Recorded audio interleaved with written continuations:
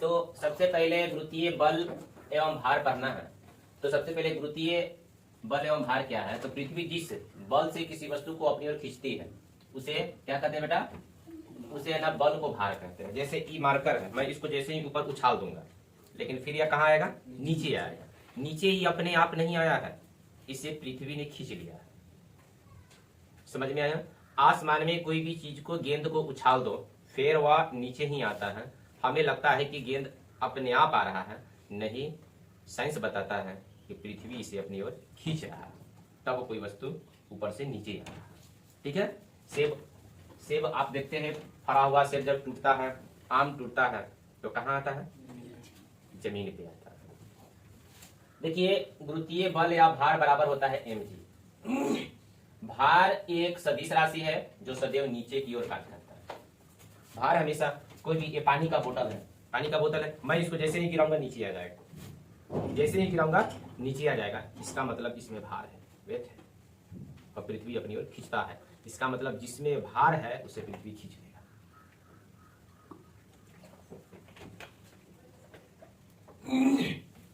जिसमें भार है उसे पृथ्वी अपनी ओर खींच लेगा, और इसे न्यूटन से मापते हैं। पृथ्वी जिस वस्तु को अपनी ओर खींचता है उसे न्यूटन से मापते हैं। ठीक है।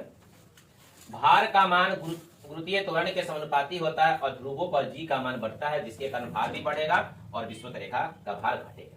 ठीक है। पृथ्वी के केंद्र पर या अंतरिक्ष में जी का मान शून्य होता है। जी का मान शून्य होता है। अंतरिक्ष में जाइएगा, जी का मान, ग्रेविटी शून्य होता है, जिसके कारण वहां पृथ्वी खींच नहीं पाता है। और आदमी जब एक पांव उठाता है रखने के लिए तो उसका है ना 2-3 पांव उठ जाता है, और आदमी है ना चलने में वहां असमर्थ रहता है। बॉडी का संतुलन बिगड़ जाता है, और आदमी है ना, उसको शरीर में है ना कि जब चलेगा तो उसको ऐसा लगेगा कि गिर गया।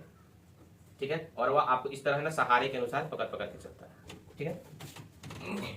जिस कारण भार शून्य हो जाता है। निर्वात में वस्तु का भार सबसे अधिक होता है। भार को मापने के लिए है ना स्प्रिंग या कमनीदार तुला का प्रयोग करते हैं, इसके द्वारा भार को मापा जाता है। चलिए यहाँ पे समझना है। देखिए, भार बदलता रहता है क्योंकि जी का मान पर निर्भर है। भार हमेशा बदलता रहता है क्योंकि यह जी के मान पर निर्भर है। पृथ्वी की तुलना में चंद्रमा जी का मान 1/6 भाग हो जाता है, अर्थात वह भार 1/6 हो जाता है। यही कारण है कि चंद्रमा पर पहनाकर 6 गुना भारी कर दिया जाता है।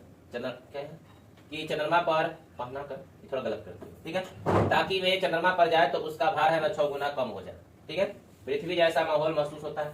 द्रव्यमान बताते हैं, यह एक निश्चित राशि है जो कभी नहीं बदलती है। द्रव्यमान कभी नहीं बदलता, याद रखना। यह चंद्रमा के अणुओं से बनी होती है, जिसके कारण स्थान बदल नहीं पाता है। यह एक प्रकार की अदिश राशि है, याद रखना है। द्रव्यमान कौन राशि है? अदिश राशि। बदलता है द्रव्यमान? नहीं बदलता। बस इतना ही था, बहुत छोटा चैप्टर था, यही बता देते, ये भी छोटा है। देखिए, ग्रहों की गति से संबंधित नियम याद रखना है। सबसे पहले जो टोलमी ने बताया था कि पृथ्वी स्थित है और सूर्य घूमता है। टोलमी ने बताया था कि पृथ्वी स्थित है, सूर्य घूमता है। केपलर ने बताया कि पृथ्वी घूमती है, सूर्य स्थित है। दोनों के बारे में समझ गए। टोलमी ने बताया कि पृथ्वी स्थित है, सूर्य उसका चक्कर लगाता है। और यहाँ पर केपलर या कोपरनिकस ने यह बताया कि टोलमी गलत बोलता है, और कोपरनिकस ने यह बताया कि सूर्य स्थित है, पृथ्वी इसके चारों ओर घूमता है। ठीक है। चलिए, इसके बाद में आते हैं, बहुत छोटा है। केपलर के विचार देखो। केपलर ने ग्रहों के संबंधित नियम दिया। गति संबंधित केपलर ने 3 नियम दिया है। एक नंबर है, प्रत्येक ग्रह सूर्य के चक्कर दीर्घ वृत्त कक्ष में घूमता है और सूर्य फोकस पर स्थित होता है। मैंने ये दीर्घ वृत्त से घूमता है, वृत्त लंबा वृत्त से यह घूमता है। किसने बताया? केपलर ने बताया। ठीक है। और बताया, किसी भी ग्रह का क्षेत्रीय चाल नियत रहता है, अर्थात समय एक निश्चित अंतराल में ग्रह द्वारा तय किया गया क्षेत्र समान होता है, जिस कारण जब ग्रह सूर्य के करीब आता है तो उसकी चाल बढ़ता है। ग्रह सूर्य के करीब आएगा तो चाल बढ़ेगा, और दूरी पर जाएगा तो चाल घट जाएगा। देख लो, बताते हैं। यहाँ पर देखो, ये पृथ्वी है, पृथ्वी इधर आएगा तो बढ़ जाएगा, इधर आएगा तो घट जाएगा। इसीलिए जब इधर आता है तो हमें क्या लगता है मालूम है? दिन बड़ा छोटा हो गया। नहीं, वो सब एक जैसा लगता है। ठीक है। केपलर का तीसरा नियम, किसी ग्रह के आवर्त काल में वर्ग उसके क्या है, अर्ध दीर्घ अक्ष के तृतीय घात के अनुकंपाती होता है। T/1 इसका मतलब यहाँ पे आ जाइए, यहाँ पे यहाँ तक सूर्य है, इसका 2a है, इसका जो यहाँ से यहाँ क्या है 2a है।